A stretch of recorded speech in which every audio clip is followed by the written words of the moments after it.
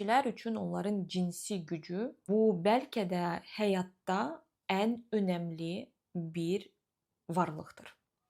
Hətta reanimasiyada işləyən medsestralar onlar deyirlər ki, kişilər komadan sonra oyanan kimi ilk növbədə onlar baxırlar öz cinsiyyət orqanlarına. İlk növbədə onları maraqlandırır onların cinsiyyət orqanları. Ayaqlar, əllər, beyin, vəbşə nə isə yadda saxlayır ya yox, bu ikinci növbədədir.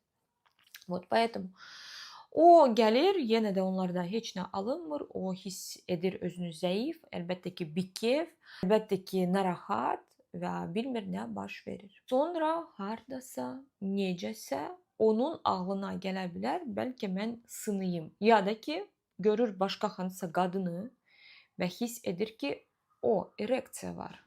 Yəni ki, məndə durur. Necə ola bilər? Yenə qayıdır xanıma. Hardasa nəsə görür, onda durur. Deməli, problem məndə deyil.